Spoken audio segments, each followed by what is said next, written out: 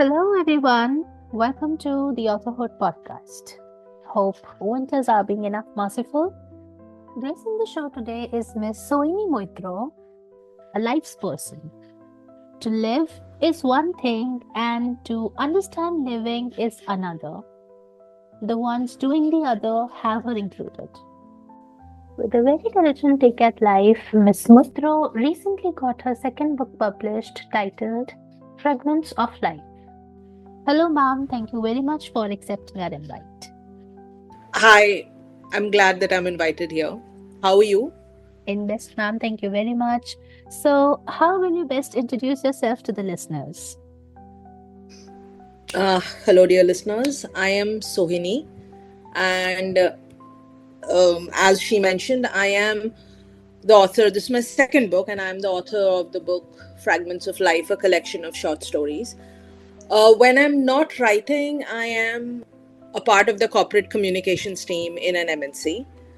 And other than that, when I'm not working, when I'm not writing, I am an overthinker. So, I mean, it sounds like a cliche as most of us call ourselves overthinker, but I am a huge overthinker. Now, whether it's like post argument if I've not said anything, and then later I'll sit about it and I'll think and I'll just wonder maybe I could have said this to that person, or maybe if I've received a text message, then I'm going to sit and dissect that text message, or if I have not received a reply to my text message, I'm going to sit and dissect a non existing situation also. So, yes, I'm an overthinker. What a beautiful introduction. Thank you very much. So, your latest book, Fragments of Life, has love and life and fear and death talked about through stories. Yes? Yes, true, absolutely. Yeah. So, talking about death, it's the ultimate truth, also inevitable, and the one which we call the beautiful. What will you say to the people who understand death as an escape and maybe try to force it on self? Well, I'm trying not to be preachy here when I say my next lines. Okay. It is a universal thing when people say that unaliving self, self exit, harming self, it's Hmm. not good. There is always a way out. Now, Hmm. I don't want to sound preachy because I am not there in that person's shoes. Hmm. I don't know what hell the person has gone through or are going through. Hmm. It is completely beyond mine or yours or anybody else's understanding who's not going through that crap, basically. But what I do have to say is everybody has some friends, many friends, few friends, one friend. Before you think of doing the ultimate, I would request everybody to at least call out to a friend and talk to them, because at least that person can sit and listen to you, give you a fair hearing, empathize with you, Hmm. and maybe there will be some answer coming out of that, which is not death. Or maybe you would just feel better after unloading yourself to your friend, your trauma basically, to your Hmm. friend. See, either the friend or the friends can already see that you're going through hell and come and ask you how you're doing. But if you are not ready to speak about it, no matter how many friends come and ask you, you will still say, I'm okay. Hmm. But you're not okay. So reach out. There's a friend, or there are these paid helplines. They are paid to listen to you, they are paid to give you a solution, they are paid to hear you out. So I would suggest, I mean, even though I am not the authority or anything, I would really suggest reach out to a friend. They are there to help you. Talk to them before you think that this is the end. Very, very fair say. Thank you. Thanks again. Will you second if I say that life is not just about purpose and logic, and that we as humans have always kept ourselves from living the most of life's best days just because of the purpose driven logics and vice versa? Or we keep smothering our lives? I will agree with that to a certain extent because most of us we do that. Hmm. Now, while I say that, I would think being purpose driven both in a personal and professional life to a certain extent is required, Hmm. um, for self motivation, for discipline, for like going ahead in your career, in your life. Hmm. It is much required that we have an aim in mind, we are purpose driven. Hmm. But it should not be that there is no fun in life, because as the old proverb says, all work and no play makes Jack a dull boy. Hmm. So that is the truth. So yes, I mean, we deserve a break, you deserve a break, I deserve a break, whoever is listening. We are working, we are really working both in our personal and professional lives. Hmm. So give yourself a break. That's what I think. And just have fun. Let our hair down. Just have fun. I mean, a me time or a we time with our friends or something. Hmm. But just live life. Because after a certain amount of work that we do, our bodies, our mind, we all need break, because otherwise the mind will not function 100%. True. I remember one of my friend had said that if I cannot keep myself happy, I won't be able to keep my family happy. So those words have stuck to me. So yes, I have to keep myself happy. If that means that once in 6 months I take 2 days off as Hmm. me time, I would most definitely do that. That's very fair. So, if given a chance to buy life with yourself standing at the window, would you go for a life of fragments or a turkey uncut? I would always go for a life in fragments, because a life in fragments will have, or for everybody, it has love, life, all sorts of emotions, like positive, negative, okay. Life and fragments is everything. And today I am what I am because of all the fragments of Hmm. life. And I am very happy being myself. I know I'm not the perfect one, but I am happy with what I am. Okay. So, do you think you're different from the people of your surrounding? Maybe in a way that might have helped you with the idea that you have understood your life with, and also its fragments, and maybe that has groomed your perspective towards humanism. um I am different. Everybody is different. No two people are same. They may be Hmm. similar, but no two people are same. We all have our own sets of values, our quirks, our negative points, our positive points. Some of them will overlap, yes, Hmm. but no two people are same. So yes, I am just as unique as you are, or the next person, or someone who's listening to this. Hmm. But the values or the situations that I have been conditioned with since I was born, Hmm. yes, it has made a lot of, or it has had an impact on me, and the way I see people, the way I see animals, the way I am, or I used to be, not Hmm. anymore. I used to be somebody who was very shy because I did not know how to speak well in English. Okay. In school, I was made fun of during my junior school, not my middle school or high school, but my junior school. I was bullied. Hmm. So I became so shy that I would hardly speak with anyone. But that helped me sit quietly and observe people, the way they behaved, Hmm. how they behave differently with person B, or generally their mannerisms or something. So I would say that yes, that has helped me in creating my characters. Wow. So, yes. Being an observer since then, Hmm. amazing. Now I honestly don't care. I mean, as long as people understand my English, Huh. now I'm not being bullied, also, to be very true, very honest. Such a fantastic speaker you are.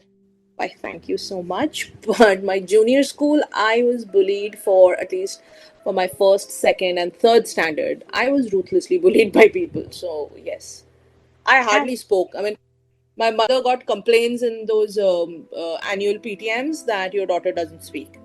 So, we have to literally make her stand up on the table or stand up on the chair to make her speak.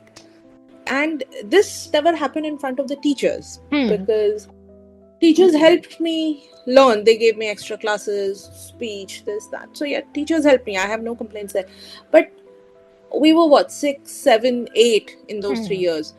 And kids were being kids, they were being mean, and me being a kid, I was also being very affected by that. So yeah, Hmm. there's no complaints now, because again, I am who I am because of my past. Everything came together well. So, a little bit on the themes that you have chosen for your books. Fear Okay. and death. Hmm. They are taken to be real dark themes to write on. Your stories, they explain the two very diligently. How do you want the approach to be thought over? Okay, disclaimer here, I am a huge fan. Now, this is, I'm talking about the death part. Okay. So, I am a huge fan of fantasy novels. Okay. So, be it Lord of the Rings, be it Harry Potter, be it Percy Jackson. And Hmm. you can get me a fantasy novel and I'll be hooked onto it. And if it is like a trilogy or a pentalogy, it's better for me because I completely enjoy those. One of my favorite writers of fantasy novels Hmm. is Neil Gaiman, and Okay. graphic novels. I mean, I have read his American Gods as a graphic novel, Hmm. but my all-time favorite of Neil Gaiman and Terry Pratchett is Good Omens. Okay. I mean, most people have either read the book or they have seen the Amazon series that has come up as Good Hmm. Hmm. Omens. But in that, they talk about one angel, one demon, Hmm. angel being very good, demon Hmm. being very naughty, and them being best friends for eternity. Hmm. And throughout the book, we figure out that the devil is not always so bad, and the angel is not always so good. And I completely love the other characters in there, like the different angels, Michael, Hmm. and then the whole shebang of devils and everybody else in hell. My idea was that I wanted to create something like death, sorrow, life, fear. These are the characters of my that particular story, and I wanted to personify them. I Hmm. wanted them to be as human as possible, and I wanted them to be like, for death, taking souls is her job. Hmm. For sorrow, bringing sorrow to others, being sad, being mopey, that's her job. Hmm. So we are all doing our jobs. Yeah. So so are they. But people are hating them for all the negative emotions and death. That's how I've thought over Hmm. my stories and my characters of death. And so, in my first book, The Odd One and Other Short Stories, I Hmm. came up with this story called Death and Sorrow Walk into a Bar. So, Death, in my story, she's a lady, and Hmm. Sorrow is also a lady. So, they both literally walk into a bar and then they have a discussion where they meet their other emotions, other family members like life, happiness, Hmm. joy, so various emotions and the basic realities of life. So that was the first story. So I wanted to use those characters and continue with another story in this book. Hmm. Here, I've again used death, sorrow, fear, all of them, and this time the name of the story is Death Becomes Hers. So it's another set of stories, same characters. Okay. So that is my take and my approach towards death. Now, the fear bit story that we're talking about Hmm. is the kind of fear for our lives, for our safety, Hmm. that almost all girls have felt, all women mostly have felt, um, at least once in their lifetime. I mean, I'm very unhappy to say this, but most of us have gone through that fear, that are we safe in a place? Hmm. Are we being tracked, or are we being like followed by somebody if you're walking in a blind alley or something? Hmm. Now we are seeing in the news that this kind of fear is gender agnostic, and not that only females feel this. And I'm very happy for people who've not felt this kind of sadness or fear, or have not never been afraid for their own safety. But my story is a take on that fear, Hmm. because I've gone through that. I am sure every woman, child, कभी ना कभी जीवन में तो वो वाला डर आया ही रहेगा. I get it. For sure. So my approach towards fear is from that, from real lives, but fictionalized. please do not mind me asking, death and sorrow, they are both females. हाँ जी. Any particular reason that you address them as she and her? Um, so I was making a concept art. Hmm. I was using Canva to make concept art of death and sorrow. Okay. Death is she because the way I've imagined her Hmm. is again highly influenced by Neil Gaiman and Terry Pratchett, unfortunately. Okay. And one of Mr. Gaiman's book, Coraline. So I completely loved the way the entire artwork was made. Hmm. So the moment I sat down to imagine how my death would look, I saw her as a beautiful, slender, Hmm. dark-eyed lady. Okay. And she was perfect. Hmm. So that's how death became she. Okay. You know, we are perfect, right? Hmm. All ladies are perfect by their own ways. So yeah. Yes. So yeah. That's how it became. And when I was creating a concept art on Canva for death and sorrow, the image that came out of sorrow kind of looked like me. Acha. हाँ जी. It kind of looked like me. And I was like, चलो ठीक है देखते हैं. I did not put the gender or anything for sorrow at that point. But whatever images it picked up, it looked like me. I'm like, चलो ठीक है. Sorrow is also a woman then. So that's it. That's her sorrow and death Yeah, females. exactly. Okay.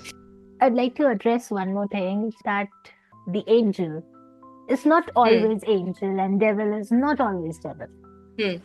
With another author, another poet, I've said this thing. Hmm. Everything is not perfectly black and perfectly white. Exactly. It's always gray. Hmm. जैसे आपने बोला कि उसको समझना भी, like, you know, angel, why not always angel, and devil, why not always devil? There's a reason behind it, and I guess understanding that reason is life itself. Agreed. Yeah. Agreed. 100% agreed. So, like my friend and I, we discuss often that no matter how bad a person is, there has to be some redeeming quality to that person, right? True. Probably a person is really pathetic professionally, but कुछ तो अच्छा होएगा इंसान में. बिल्कुल बिल्कुल. And in the same way, a person maybe, like, we may have put that person on a pedestal, like everything is good about that person.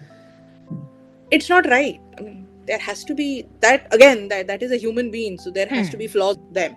So true. So death has managed to be a part of both your books. True. Now, when we know that it's hated for doing its duty, as you said, how has its relevance moved you as a person of ink and words? Like many people, I have also lost a lot of family members and a few friends over the years. So when their time was up, they were gone. Now with them gone, each of them leave behind a gaping hole. Right. So everybody had a different place in my heart. And not only in mine, I'm pretty sure this is true with everyone. When someone dies, they are gone, but then their memories, even if we try to, like, even if we carry on, obviously we do, maybe suddenly one incident, one smell, they'll remind us of them again. So that is something that has always stayed with me, that idea, how grief probably attacks or sneaks in when we least expect. That is one thing. Second is, I work with a lot of dog rescues. Okay. So my friend and I, we used to rescue a lot of dogs, street dogs basically. So I have seen a lot of deaths there also. Some very peaceful, natural causes, some very violent, some where we wished that the poor creature would be dead, but then they were still alive and hurting. So yes, I have seen various forms of those over the years, and it does not get easy.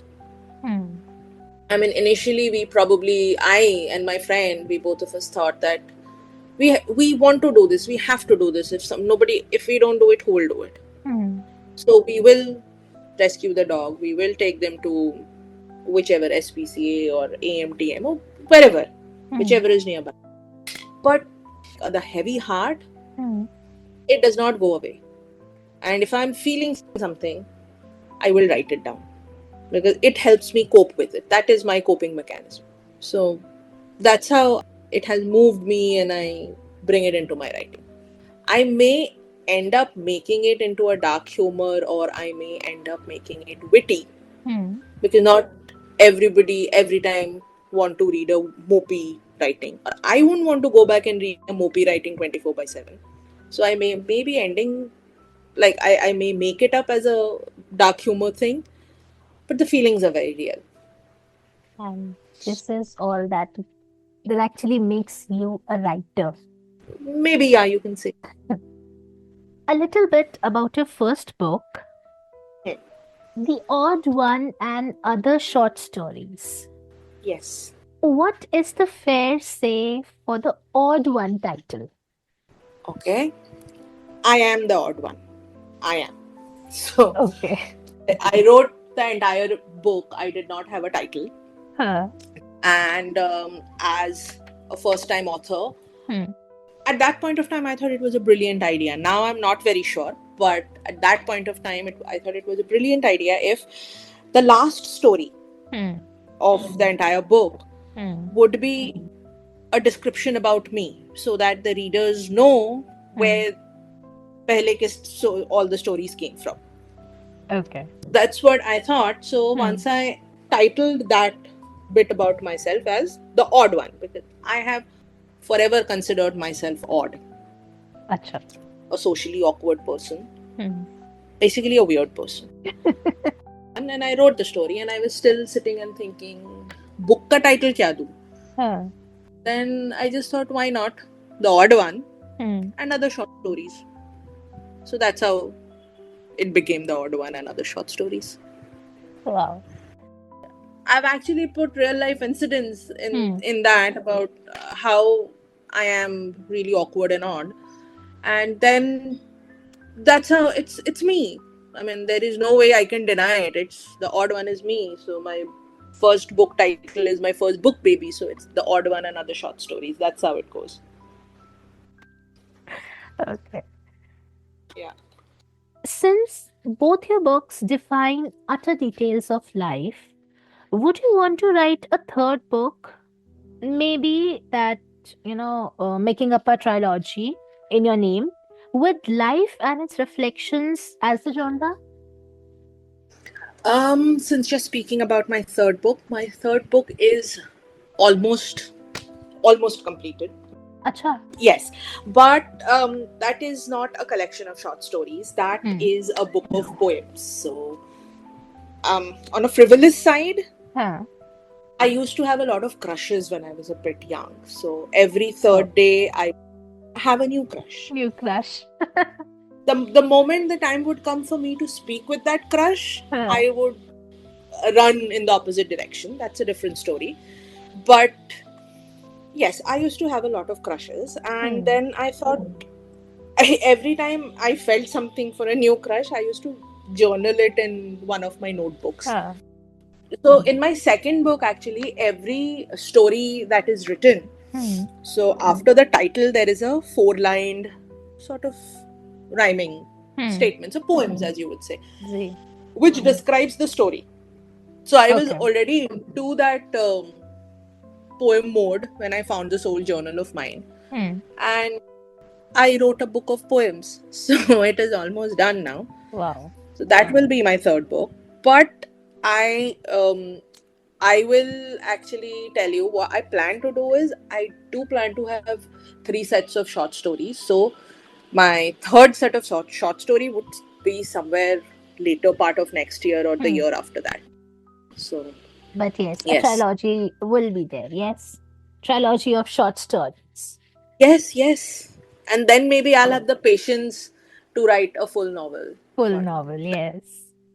That's later. Now, when novel is in words here, tell me, would you opt for making full-fledged novels out of each of the stories, making up the fragments of life, or maybe getting them directed into short films?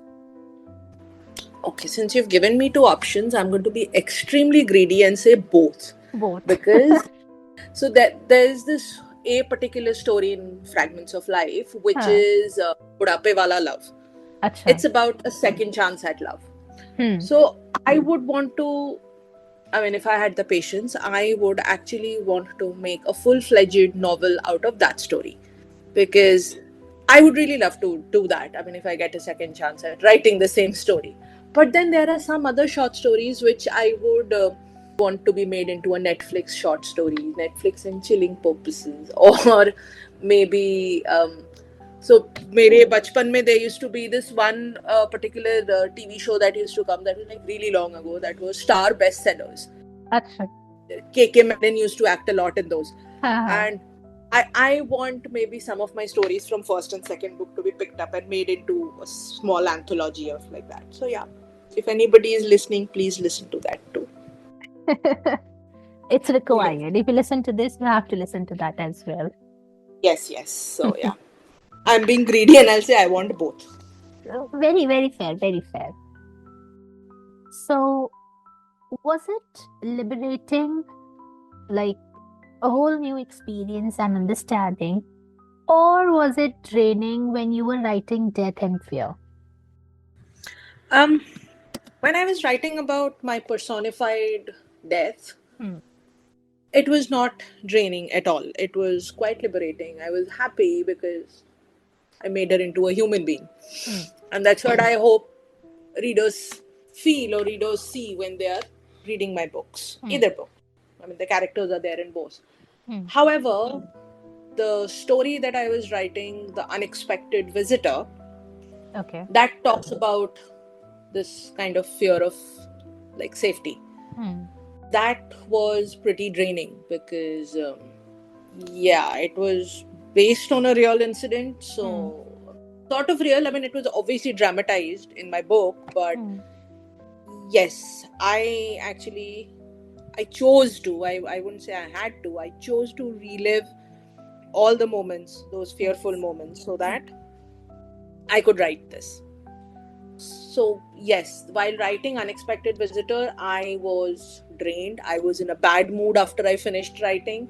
I had to give myself a break of about 3 to 4 days before I even looked at another page. Hmm. But yes, I guess it's the process. So, yeah, worked out. There's so much that a writer can make anyone relate to. Hmm.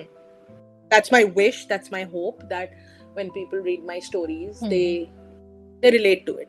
They stay with the reader long after the book is completed. So yeah, that's the hope. Coming on to readers, how Hmm. well do you think readers have received and understood your thought process as the writer whose books they're reading? Second book, it's very new as yet, so I Hmm. have uh, barely got 3 to 4 reviews abhi tak. So Okay. I'm hoping to get more reviews on Amazon, on Goodreads, and if I mean the people who are reading, and if I know them, it would be great if you could just drop a WhatsApp message saying which story you liked the best, which Hmm. one could you relate the most, and which do you think was most far fetched and could have been done away with. So yes, I need a balance of both, good, bad, Hmm. both. So yes, so the reviews that I received from the first book mostly Hmm. were the ones that were in my favor, were that they were relatable. I mean, they were probably they were incidents from everyday life, Hmm. and the language was simple. Hmm. I wish it was better edited. That I wish, and I've received reviews for that too, which is okay. I can't expect only good things. So I only wish that the reviewing team or the editing team did a slightly better job. Hmm. But ठीक है, lesson learned. Lesson learned. Yes. Lesson learned. So Hmm. yeah. Um, yes, the characters seemed very real. So yes, these were the reviews that I received last time. Hmm. Is there any one review that you think somehow changed your approach? Uh, yeah, I won't name a person because I do not like that person personally very much. Wow. Yeah, it's the truth. Oh, I Our vibes don't match basically. So he's that's not a right. friend. But Hmm. there's something that he had told me when he had read some of my articles and blogs and I think a part of this book. I'm not sure whether he had read this book or not, but he had definitely read some blogs and articles that I had written Hmm. that your writing is very childish. Acha. Yes. And I was angry. When I heard that, I was angry. My ears were burning. So I really don't like that person. But I Hmm. did realize later when I calmed down a bit, I did realize that he wasn't wrong. He may have told me that feedback just to piss me off or Hmm. just because he was angry with me. But he wasn't wrong. So I tried to write better and not so childishly after that. So I hope that works. But I don't want to go back and ask him again. That's the point. So, but I think that is one feedback. Hmm. And the same person had given me some more feedback about usage of grammar or something of that sort. Acha. Hmm. The tonality, how formal one should be while writing, or Hmm. where is a casual approach appreciated. Hmm. So, yes, I don't like him, but I've learned a bit from him, so I am thankful to him. So, yes. Okay, the person knows who the person is. I have no idea. All jokes apart, I truly appreciate everything Hmm. that he told me about my writing because I have worked towards them. Hmm. I mean, there's a long way to go, but yes, I've worked towards them.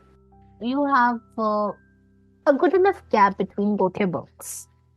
Yes, 5 years. 5 years.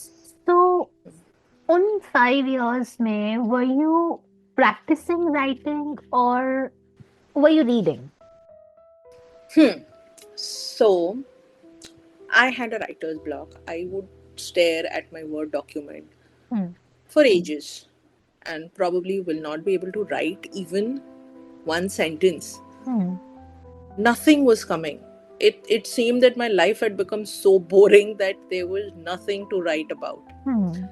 So, as one would, I went on to YouTube and I started seeing how to overcome writer's block.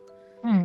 I realized there are a lot of things, a lot of these tools that people and experts talk about. Ji. But one thing that sort of made sense and was doable was writing a page or writing a paragraph every Hmm. day. Many of them said that. Hmm. And I thought, let's try that. But it didn't work for me. It just did not. I mean, it अच्छा. worked for me for a few days. And after Hmm. that, again, I would just stare at the page. There was nothing to write about. So then what I did was I joined this Goodreads Readers Challenge, Reading Challenge is what Hmm. they have. So every year you set up a number of books that you want to read Hmm. and then whether you follow through or not.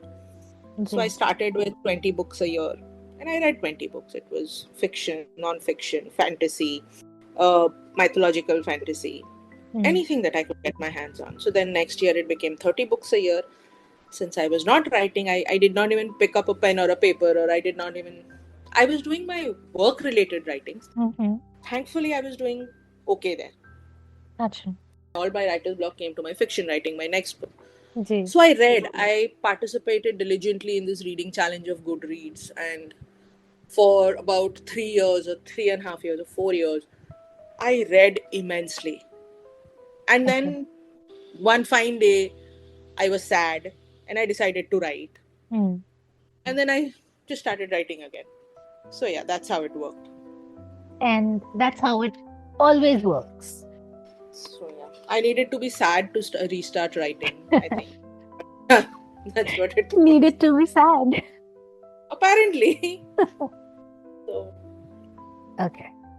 What is that one bonus statement that would go from you as a person of experience and an author of experience each.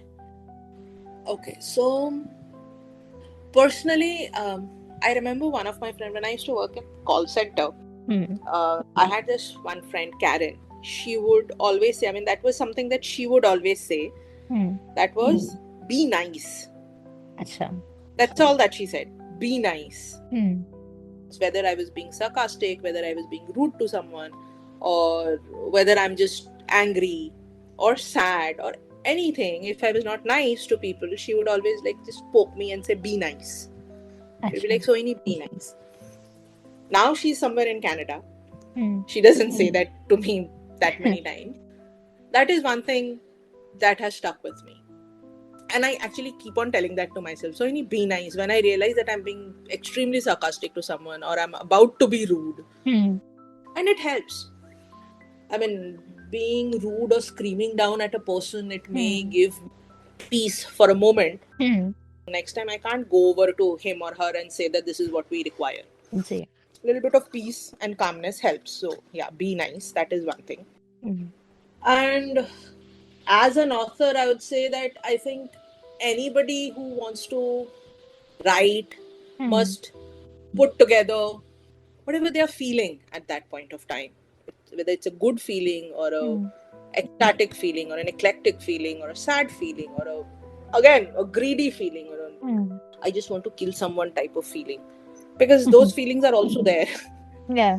Just note them down, because two things happen. First, that immediate the intensity of the feeling gets washed away by the time you finish writing. And second, after a lot of time, when you go back and visit those things, it gives you a sort of nostalgia. Ji. Let me tell you, when you said that you are an overthinker, you think over things a lot. Overthinkers mostly they have lost their calm. They have lost the calm in their tone. And it was so opposite with you. Okay, I am the type of person who actually say, if I'm not getting enough attention from the person I'm giving attention to, in general, I'm saying, I'll be like, I don't care, and move on with life. Everything is fine. It's all under control. But that one moment when I'm sitting down with my mug of coffee and just looking out of the window, or I'm just listening to music, suddenly it's like, what the hell? Why did he not give me attention? Where have I gone wrong? Should I have said this? And then it just spins out of control. And then I literally have to reel myself in, saying that I am making up scenarios and making myself sad. So, yes, that happens a lot. But no, you still have managed to keep that ease when you're talking. Or even when you're confronting your overthinking, you're so easy with that. Thank you. There's only one sentence to it, no? अभी जो है सो है, इसी के साथ जीना. Exactly. ये भी एक बात है. Wow, this was very easy conversation, I would say. You know, you have made this easiness to your books as well. Thank you so much. Yeah. And thank you very much for trusting your words with me, for accepting my invite, being on the show. Thank you very much. Anytime. Maybe I'll connect with you again once I'm done with my book of poems. Please, ma'am. Please. Oh, wow. Yes. This was so good.